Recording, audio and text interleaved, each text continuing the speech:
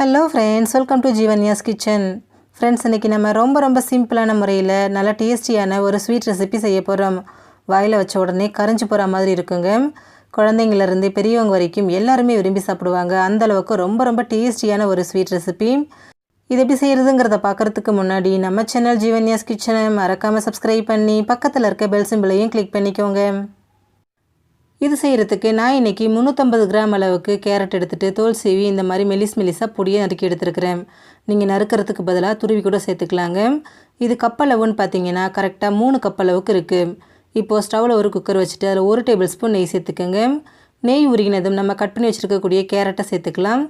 சேர்த்துட்டு ஒரு 2 நிமிஷத்துக்கு இதை நல்லா கலந்து விடுங்க. கேரட்டோட பச்சை வாசனை முழுமையாக போயிட்டு கொஞ்சம் சாஃப்டாகி வர அளவுக்கு இதை வதக்கினா போதும். ரொம்ப நேரத்துக்கு வதக்கணுங்கிற அவசியம் இல்லை. கேரட் ஓரளவுக்கு வதங்கி சாஃப்டாகி வந்திருக்கு. இப்போ இதில் சர்க்கரை சேர்த்துக்கலாம். நான் இன்றைக்கி 3/4 கப் அளவுக்கு சர்க்கரை சேர்த்துருக்கிறேன். உங்களுக்கு இனிப்பு ரொம்ப கம்மியாக இருக்கணும்னா நீங்கள் 1/2 கப்பு கூட சேர்த்துக்கலாம். சேர்த்துட்டு அந்த சர்க்கரை முழுமையாக கரையிற அளவுக்கு கலந்து விடுங்க. இதில் தண்ணி எதுவும் சேர்க்க வேண்டாம். அந்த சர்க்கரை உருகி வர தண்ணியே நமக்கு சரியாக இருக்கும். பாருங்கள், சர்க்கரை முழுமையாக கரைஞ்சிட்டு தண்ணி மாதிரி நிற்கிது. இப்போ குக்கரை மூடி போட்டுருங்க. மூடி போட்டுட்டு ஹை ஃப்ளேமில் வச்சுட்டு 3 விசில் விட்டு எடுத்துக்கோங்க. 3 விசில் வந்து ப்ரெஷர் ஃபுல்லாக தானாக ரிலீஸ் ஆனதுக்கப்புறமா ஓப்பன் பண்ணிக்கோங்க. கேரட் எல்லாமே நல்லா வெந்து வந்திருக்கு. அந்த தண்ணி அப்படியே தான் இருக்குது பாருங்கள். இப்போது ஒரு பொட்டேட்டோ மேஷர் வச்சுட்டு இது நல்லா மசிச்சு எடுத்துக்கோங்க. ரொம்ப பேஸ்ட் மாதிரி மசிக்கக்கூடாது. கொரகொரப்பாக இருக்கிற மாதிரி மசிச்சு எடுத்துக்கோங்க. நீங்கள் துருவி சேர்த்து வேக வச்சிங்க அப்படின்னா மசிக்க வேண்டிய அவசியம் இருக்காதுங்க. அப்படியே யூஸ் பண்ணிக்கலாம்.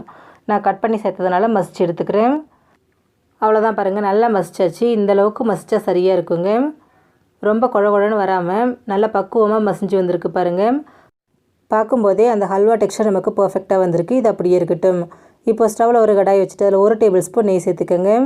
நெய் உருகினதும் இதில் கொஞ்சமாக பொடியை நறுக்கின பாதாம், பொடியை நறுக்கின முந்திரி, கொஞ்சமாக ட்ரை கிரேப்ஸும் சேர்த்துக்கோங்க.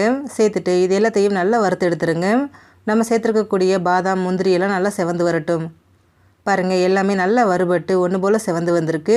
இப்போ இதில் நம்ம ஏற்கனவே வேக வச்சு மசிச்சு வச்சுருக்கக்கூடிய கேரட்டை சேர்த்துக்கோங்க.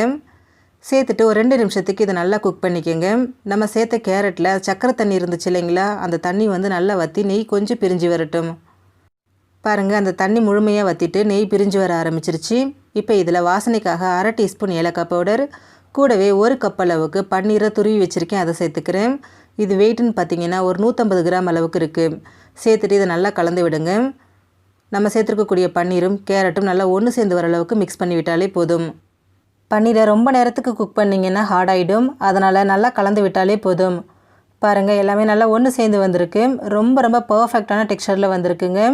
இப்போ இதை ஸ்டவ்லேருந்து எடுத்துடலாம். ரொம்ப சிம்பிளான டேஸ்டியான கேரட் பன்னீர் ஹல்வா நமக்கு ரெடி ஆகிடுச்சு. ஃப்ரெண்ட்ஸ், நீங்களும் இந்த ரெசிபியை ட்ரை பண்ணி பாருங்கள். இந்த வீடியோ உங்களுக்கு பிடிச்சிருந்தா லைக் பண்ணுங்கள், ஷேர் பண்ணுங்கள், கமெண்ட் பண்ணுங்கள். ஜீவன்யாஸ் கிச்சனை சப்ஸ்கிரைப் பண்ணி பக்கத்தில் இருக்க பெல் சிம்பிளையும் கிளிக் பண்ணிக்கோங்க. அப்போ தான் நம்ம சேனலில் நான் போடுற வீடியோஸோட நோட்டிஃபிகேஷன்ஸ் உடனுக்குடனே உங்களுக்கு வரும். தேங்க்யூ.